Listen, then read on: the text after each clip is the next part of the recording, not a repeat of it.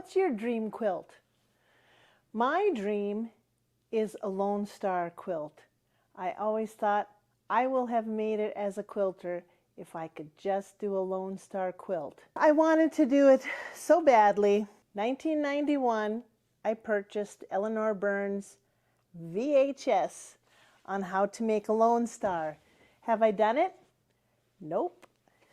I purchased books and books and studied and still haven't done a Lone Star. Somewhere along the line I heard that a 6-pointed star was a little bit easier to do.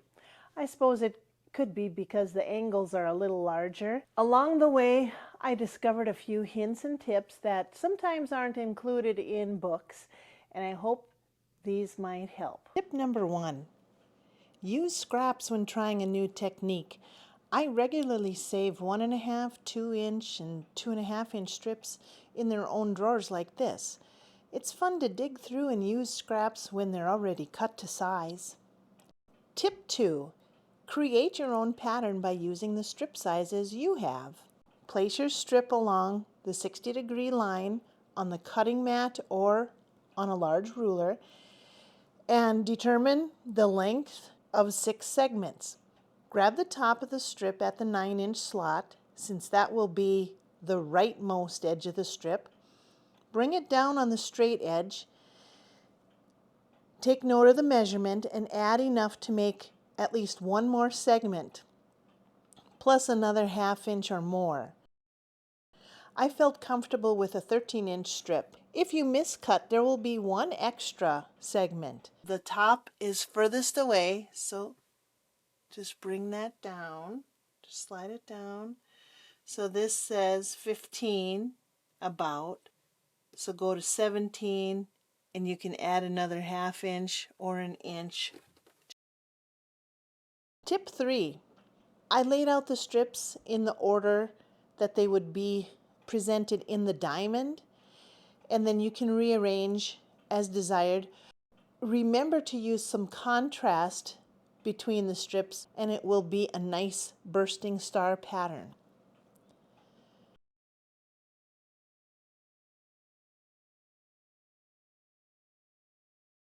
Tip 4. Figure out a labeling system. I name them according to their position in the diamond.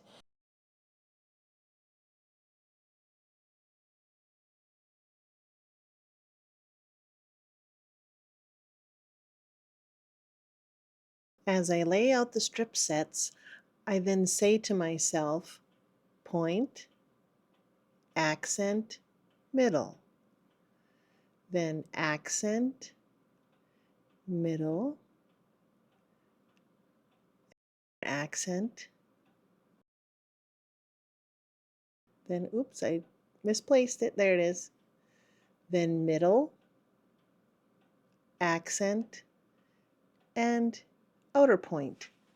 Now when you assemble it, the inner points and outer points, once you create the diamond, you can flip them the other way, so the inner could be the outer, and you could see which looks better.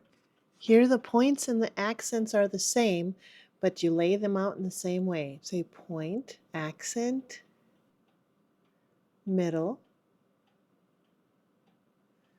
Notice the selvages are going to the left, then accent, middle, inner accent,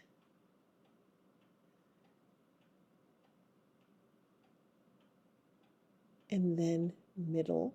See, I wasn't sure. No, you're wrong. That's why you say it to yourself. Then middle, accent, and point. Filming sometimes makes you forget, and that's why you have that little mantra and say that same order. Tip 5. Stagger the strip assembly.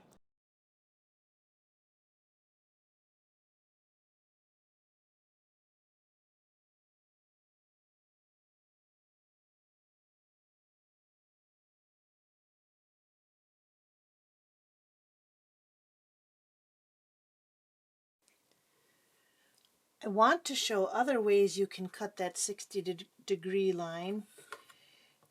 There's a 60 degree right here and a 45, 30. So just make sure that you use the right line, and I'm placing it right in the seam.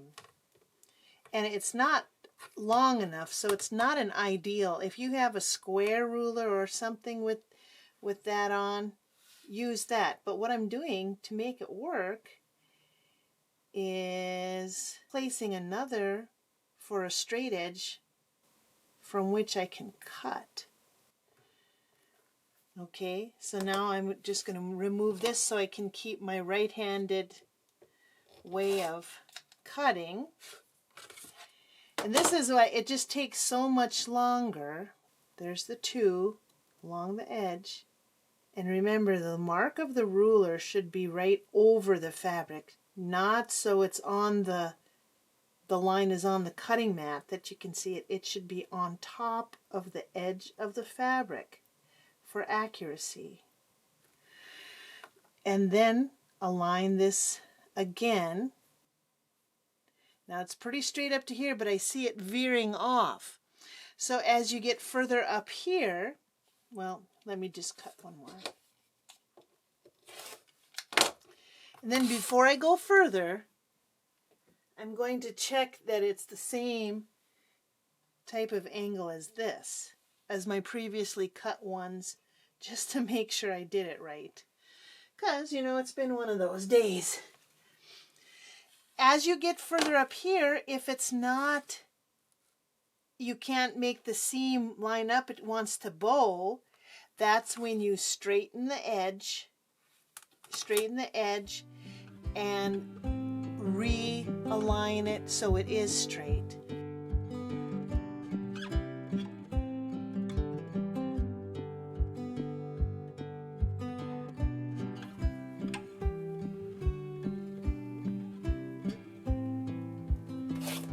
Tip 7. Align the seam on the ruler. This way you can make sure that you're straight with the world. If you are off a little bit when you get to that part, you can straighten the edge and continue cutting.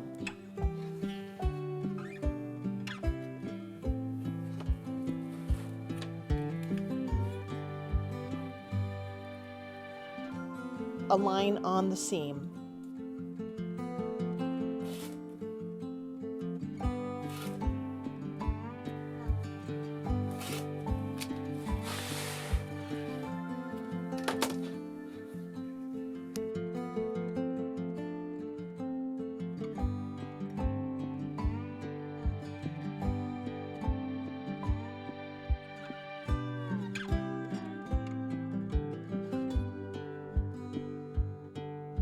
Tip 8.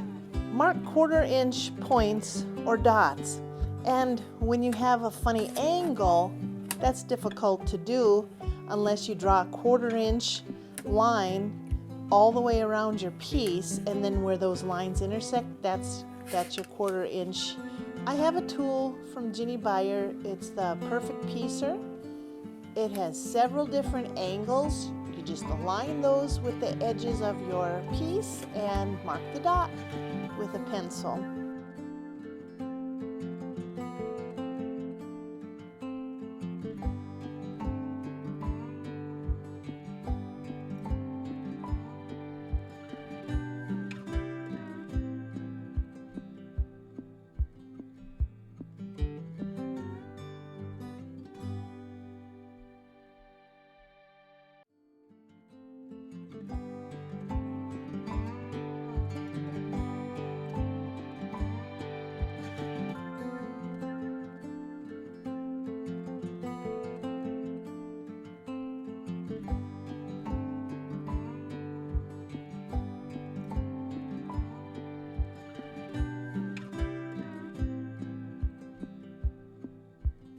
Hi, I'm Annette. The main reason for this video is to express that sometimes you just have to do the scary thing.